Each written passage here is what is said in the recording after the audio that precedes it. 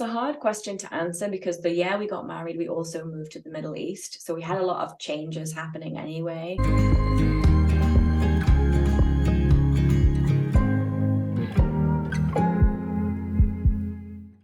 So welcome to the Guest Book Podcast. Jayne Hughes, how are you? I'm very well. Thanks for having me. I met you on Instagram and you got in contact with me via my application form on my website. Yes, which was really good. And I just want to know, what do you do and what inspired you to get into what it is that you do right now? So I'm a mindset coach for working mums, and I help them to create more time for themselves so that they can feel like they're kind of fulfilling personal goals at the same time as doing well at work and being a present, fun parent. Because you know what it's like, as soon as we have kids, it just becomes all encompassing, and a lot of women just get completely wrapped up in the to-do list and have no time for themselves left at the end of the day. And they just end up feeling really unfulfilled in life, and like they're kind of half doing everything that they're doing. So yeah, I help them create more time so they can feel much more fulfilled and happy. Oh, wow. Is that something that inspired you personally? Did you come from a teaching background, 100%. Don't you?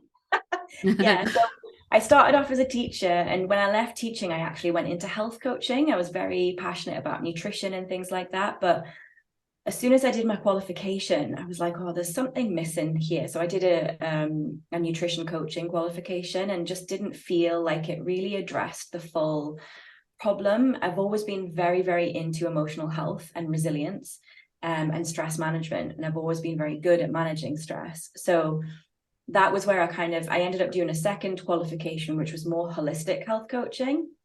And that focused a lot more on emotional well-being. And I ended up coaching women on stress, which I really enjoyed. But then through my own journey with my own kids and just figuring out that like a lot of the skills I would have used before I had kids to manage stress didn't necessarily work anymore. Goes out the window. Yeah, exactly. So I went on my own path of kind of figuring out how to create this time for myself, how to, pursue my personal goals at the same time as being a present parent.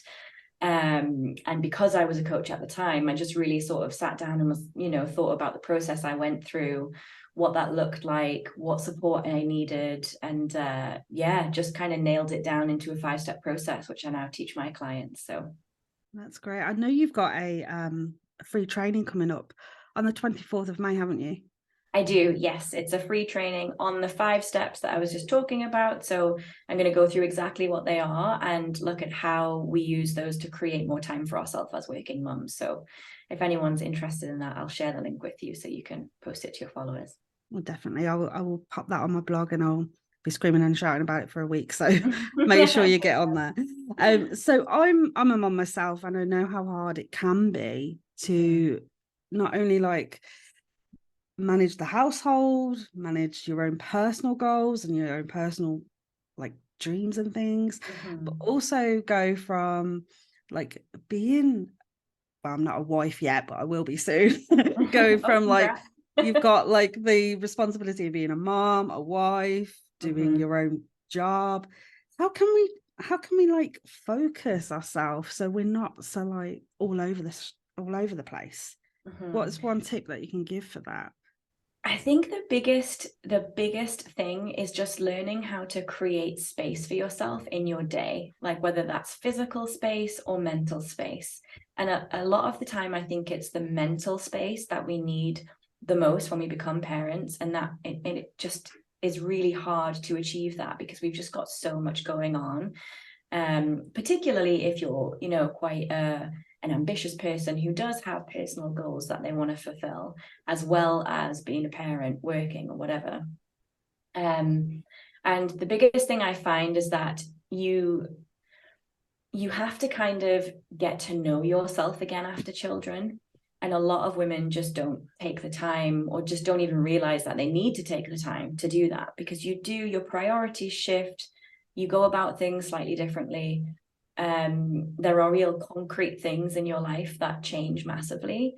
And I think figuring out who you are within all of that, what your values now are, what your priorities are, what's important to you is really important, because when we don't do that, we continue to operate from this place of, I should be doing all the things I was doing before and more. And we just like get so bogged down under our own expectations. And of course, society's expectations of mothers doesn't help with that. And there's a lot of, unwrapping you have to do there.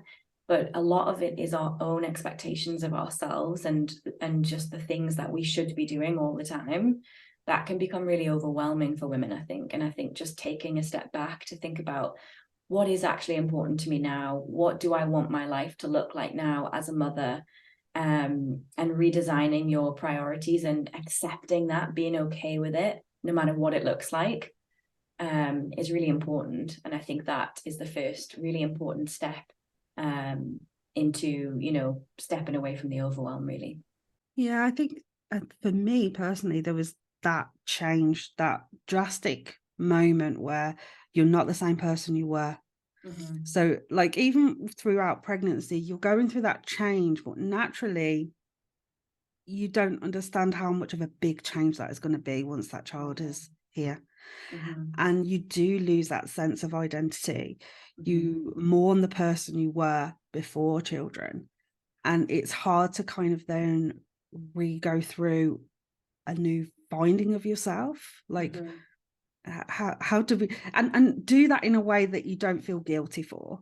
Because I think for me, I personally felt, even now doing my own business and my daughter's at school, she's not even here, but even I'm like, I should be doing this, should be doing that.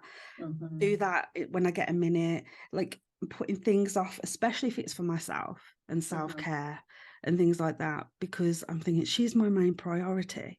And you're always thinking, oh, little mum guilt seeps in. So she's nearly 5 now, and it's only probably the last 9-10 months that I've actually started focusing on myself, what it is that I want, and make a carving time, actual time to do things for me. What do So you I think created that shift for you, like just there were recently? a few things really. She went off to school, so that's always a big big thing where you're like, Yeah. what do I do now? I've got all this time, because they take up all of that time and then they're gone for like 6 hours of the day. And I was like, I need to do something, and if I don't do it now, when will I? And I very much think she's looking to me. So instead of going, some parents can go, they're living their life for you. So like the kids can be like, you do that and you don't do anything. I really want my daughter to go, actually, my mummy did that, so I can do that. I don't know. It's a shift in my mindset as well. It's having that thing of, I have to look at what I want because I am important too. Yeah, absolutely. 100%. And I think what's really important to remember is that we, just by being mums, we're so valuable in our families. Like the role of mother holds such great weight. It really does. Our kids just naturally gravitate to us. There's like just a special thing between children and mothers. And I think that realizing that you don't need to do anything except be you, and you're still your kid's absolute world, is a really important shift. And looking after you and who you are, and really just being yourself and, prioritizing your needs and what you love is really important to show them. Well, as you've just said, they'll look to you. So if you're comfortable being yourself and expressing who you are, they will also do that too.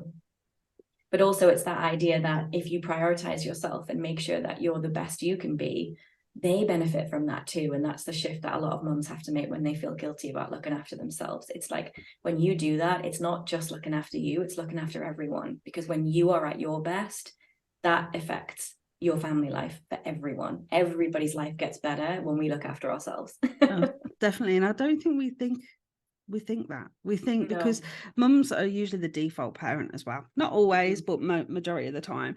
And so when we're got that huge to-do list every single day and we're going through it, we're always at the bottom. Yeah. Whereas, if we make or try and make that time for ourselves, whether that be not that you want to get up any earlier, but maybe you want to get up earlier and journal, or even take a shower in peace. I mean, Yeah. kids don't really know about boundaries so much, and No. they following you to the toilet every 5 minutes. Yeah. So yeah, it's nice to kind of, and it sounds like, well, how can I do that? Because I've only got so many hours in the day. What can I do to make sure that I do have that time for me? And it's hard because everyone's life is a little bit different. You just have to try and find Yeah. even 10 minutes. Yeah, absolutely. And I think asking yourself the question as well, how would I do those things on my to-do list differently if I had taken care of myself first? And often the answer is I would be much happier while I was doing them. I would do them more effectively. I would get less overwhelmed. So I think it's that mindset shift as well, of realizing that when you look after yourself first, those things happen more. You become more productive and you do them in a better way. So, I but think we also, sometimes we have to go through that and prove it to ourselves first. So people are oh, like, really? yeah. And I think another one is delegation. We like to do everything to the T that we like to do. And sometimes we might not give our partners enough credit for the things that they do, or go, can you do this for me? Like we feel like we're being their mum as well. And that can feel a bit weird. What was your life before you had children? What was your life like? Because you've got three children, haven't you? I have three. Yeah, they are 5, 3. Well, just turned 3. I was going to say 2, 5, 3, and 1. So we had them quite close together. That's a bit of a manic. I can't imagine that. I've only got one. Yeah, it was intense. So what was life like before these beautiful babies came along? Peaceful, No,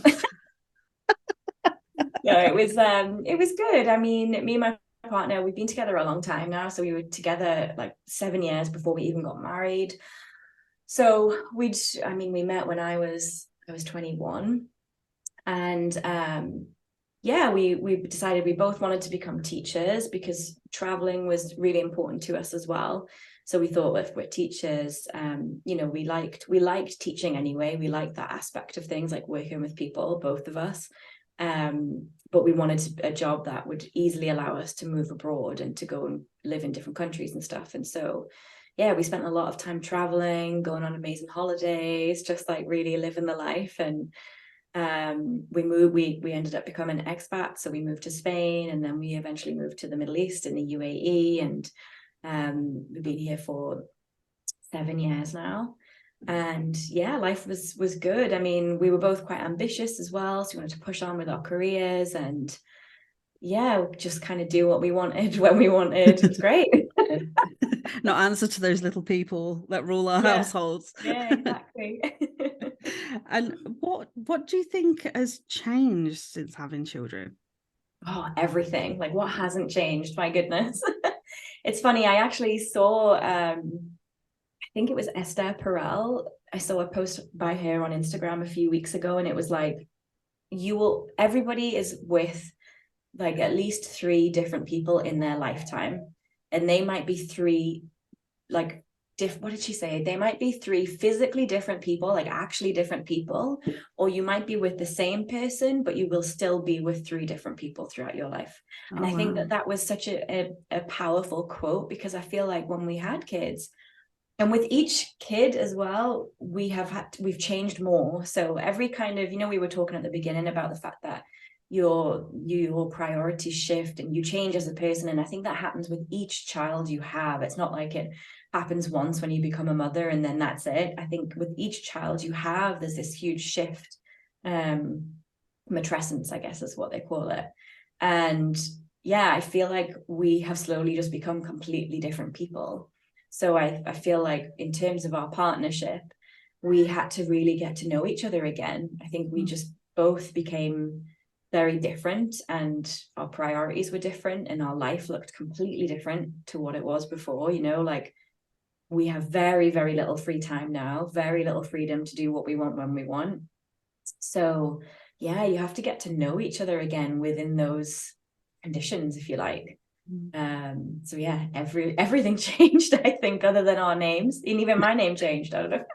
And that's again like a loss of identity. I know you're married, but then you've got, what do you identify with? Because obviously you're a mother, you're a businesswoman, you're Yeah. obviously a wife as well, and you've got Mhm. you're wearing all of these hats. Mhm. It can be overwhelming. Yeah, definitely. What what can we do to kind of restore any lost connections or any lack of intimacy when it comes to obviously children? And as I said earlier, boundaries and things like that with children are sometimes not there. So how can we build those bridges with our love, like our partner, when it Mm. comes to having children? I think for me personally, we had to kind of figure out different ways of communicating. Like, I feel like we were quite good at communication, but when you have kids, it just takes it to a whole new level. And I I think that for both of us, a huge part of, restoring our relationship after having three kids, because once we had our third, it was really difficult and we went through quite a rough patch because we just have no time for each other. And it is very overwhelming to have like three young children, as young as they are. I mean, their needs are still so high at that age. Like when my youngest was born, my eldest was still only three. So it was just like, yeah, it was full on. And I think a massive part of what we had to do was actually just get to know ourselves better. So I actually suck out, is that, no, that's not the right. I don't know, sort out, that's the word I was looking for. I sought out coaching for myself at the time. And a big part of the work I was doing was just getting to know myself again within having children. And as a result of that, I was much more able to communicate to him my needs, and how things had changed for me and what I kind of wanted now. And me doing that also opened him up, because I think if you've got one person approaching the relationship differently, it still has an impact on the relationship. So I learned to approach a lot of conversations with curiosity rather than with my own prejudgment, like he would say something and in my mind I'm like making it mean something that it's not and getting really angry and resentful, and then it comes out in an argument, whereas it was like, no, just take a second to like approach that with curiosity, ask him what he means. And that on its own was enough to just like open up a lot more communication between us. And actually I found out so much about him that I didn't know before. Like I really started to get to know him on a level that I just hadn't known him before. And I also started to get to know myself in a way I'd never known myself before as well. So I think that was really important, understanding ourselves on a much deeper level, and then approaching communication in a different way, predominantly from curiosity, I think was the biggest shift for us. And that was the thing that really opened up more emotional intimacy between us, which then gives way to everything else, right? Mhm. So like when you feel like you're on the same page and you're working together towards things emotionally, it's much more easy to carve out that time for each other, and you feel more kind of, I guess, dedicated to carving out the time. Because when you're both stuck in overwhelm and resentment, you don't necessarily want to make the time for each other. You're like waiting for them to do it. Oh, well, Yeah. he hasn't organized a date, so well, I'm not going to. And you get into that cycle. Whereas when you start to open up to each other and really start to talk and get on the same page again, then I think it's like, yeah, I want to spend time with him again. I'm not walking around hating him. Oh, I know So, that feeling. It kind of like yeah. every little thing they do gets under your skin, and then you're like, I don't even want to talk to you, let alone make any Right. kind of resolution on Yeah. anything. With having this huge milestone in your life, and you're constantly adjusting, so you're Mhm. constantly evolving, and I think there's that time when you have to kind of, from your own point of view, and it might sound like it's selfish in a way, but from your own point of view, you've got to think, well, what do I want? What Mhm. what do I want? Because if we can't resolve this, or if I can't feel a certain way, then we have to have that open conversation. I think people step back from having those conversations because they're Mhm. hard, and they're like, Yeah. I've got too much on my plate to even do this. Mhm. But Absolutely. it's very important to have those hard conversations, but from not being selfish, but from a more mindful point of view. Because if you've got all of these things on your plate, plus your other half's, I don't know, giving you the silent treatment, you're putting all these thoughts and stories and attaching it to yourself, and then you're feeling lack and not good enough. Mm-hmm. Sometimes those thoughts and feelings are a reflection, and those people reflect that back to you. Yeah. So being open and discussing that, even from a point of view like you said, like asking the questions and Mm-hmm. being more aware and not judgmental or coming from an attack point of view, like you're being triggered. Just step back, and sometimes that throws them as well, though. They're expecting an argument, aren't they? Yeah. But step back and have that nice calm conversation instead of being triggered and having an argument. Yeah, 100%. And I think you're totally right that we often don't want to have those conversations. I know that that was certainly the case for me. You know, it felt very vulnerable, and I wasn't used to expressing myself in that way to him before. Like we're both quite ambitious, quite independent. So we never really had to lean on each other the way that we have had since we had children.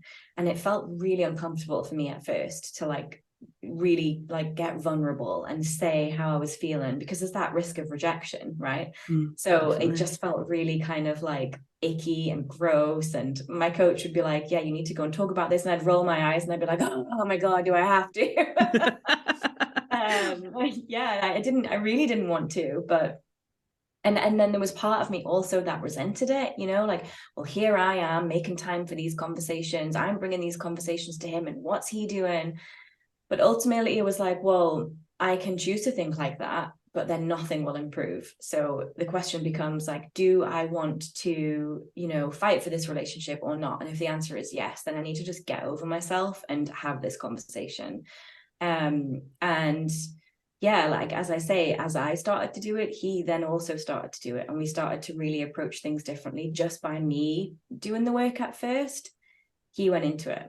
And what I found the most surprising thing about it all actually was, you know, as a mom, you just think that you're kind of getting burdened with all of these ideas and expectations as a mom, and you have to give up things for your kids and you kind of lose yourself. And I don't think that we are very aware that dads also experience that. And through the conversations I had with him, I found out like he was feeling exactly the same. Like he felt like he'd lost himself. Like, you know, his confidence had taken a hit and he wasn't prioritizing himself in the way that he used to. And he felt like he needed to always be around for the kids. And it was exactly what I was going through. But I don't know, for some reason, I just did not think that that was his experience. In like I had made up my own mind of what was going on, and I just definitely didn't think that was it. So it was really surprising to hear him talk about those things as well. I was like, oh, okay, wow. Yeah, I think it's because as mothers, especially if you've physically given birth to a child, you are in your own little bubble, and then you think, well, this has all happened to me. Like I've had to go through all these changes. I've had 9 months of pregnancy, and it becomes very kind of self-centered in a way. And you know, you can very much look to your partner for support, but you're like, you don't know what I'm going through. And then that can also then have that effect throughout the whole relationship, because you're then the default parent, as I said, in most cases you are. Yeah. And so you have that responsibility, and you've not had time for yourself and all of that. But then we don't look, I'd never really thought about my partner, like what he must have gone through Yeah. for all that time, because it's a massive change for them too. Yeah, absolutely. And I think as women, I mean, don't get me wrong, I definitely think there are cases where guys just carry on their life as normal, and can be quite neglectful of mothers when they have children. Like, I'm not saying that that's not the case, you know, I know that it can be, but I think quite often, especially now that, you know, things are starting to change a little bit with, you know, gender roles and things like that. Men are becoming more aware, and they are conscious of wanting to be there for their families and wanting to be a good dad and support their partners. And I do think that they end up going through like a similar experience as us, where they just feel like they lose themselves a bit and can't prioritize themselves in the way that they wanted to, and that becomes really hard for them too. And to like have that other point of view and coming at it from, well, if I'm feeling that this way, they should be feeling some kind of way as well. And just ask the question, because if you don't know what you don't know. So if you don't ask the question, you're not going to know.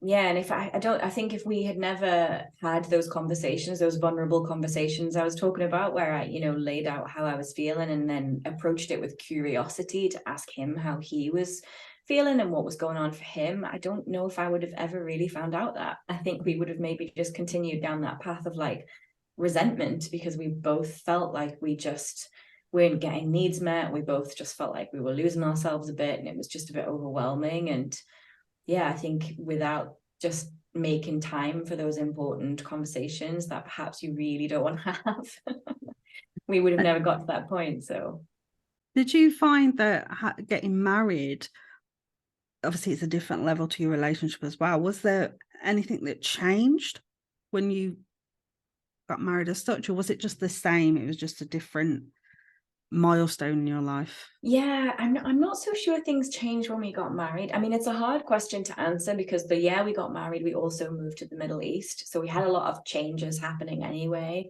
And then because we were together for 7 years before we actually got married.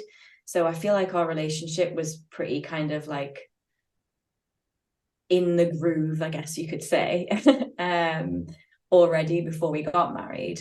And then because we knew we wanted children, I think I was pregnant. It would have been a year after we got married. So there wasn't really long between us getting married and being pregnant. So it's hard to kind of differentiate what was a change of being married and what was just a change of having kids. Yeah. I don't feel like that first year of marriage, things were too different between us. No, I don't think that really. What tips or advice would you give for anyone who's juggling a life, work, even wedding planning, because people are piling these things on from day to day? What little tips or tricks or advice would you give them to having a more mindful mindset? I think being really intentional with your mindset, like when you wake up, think about, how am I feeling today and what do I need? Like those two questions can be really powerful to start your day with. Just think like, how am I feeling? What do I need? And if you start the day from that point, you know that you're being mindful of where you're at right now, and you're also prioritizing your own needs first. Because when you do that, as I said before, you approach all the other stuff that has to get done very, very differently. And often, you end up being more productive and getting more done than you wanted to originally, or than you thought you could, when you've looked after yourself first, because you're not then fighting against yourself all day. Like when we don't look after ourselves, we start to fight against ourselves in our mind, like we're tired, we know we want to be doing this, but we also have to do this. And there's that internal struggle, and that creates a lot of exhaustion. So if we start the day by trying to prioritize ourselves first, everything normally gets a lot easier. Yeah, I agree. Yeah. I do find with my own mental health, my own mindset shift, it is always the focus is on me when I wake up in the morning. Because even though you got a little one, it's okay, if I'm feeling tired, what do I need? Or if I'm feeling stressed, what do I need to do? Instead of going at it from a screaming and shouting and triggering point of view. Deal with me, and then I can deal with everyone else afterwards. Yeah, absolutely. And it becomes so much easier when you do that. And I think that's like the bulk of what I do with women, is helping them to realize, like, when they look after themselves first, everyone's life improves. That sounds good. So you've got your free course. We touched upon it at the beginning of the episode. Can you tell us a little bit more about that and where people can find you next week?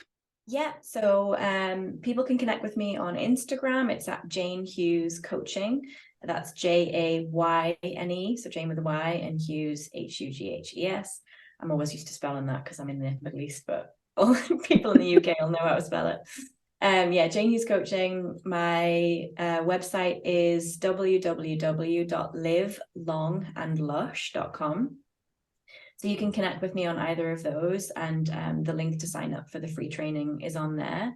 And I'll be going through the 5 steps that I take my clients through to help them to create more time for themselves and reduce stress and overwhelm when they're balancing work and kids. Sounds amazing. I hope a lot of people sign up. I am going to sign up. I'm not sure if I can attend the live. Do you have a replay? Will there be a replay? I do. Thanks for asking me that, actually. Yeah, I do. So if anybody registers and they can't make it live, a replay will be sent out. Fabulous. Right. It's been absolute pleasure to talk to you today. I've learned a lot. It was a nice conversation. Yeah, thanks so much for having me on. It was great. I hope to have you on again at some point, because I think you've got a lot of points that my couples will have a lot of key things to learn from you. Oh, great. Yeah, anytime. I'd be happy to. Thank you so much, Jayne. Thanks, Kelly. Bye.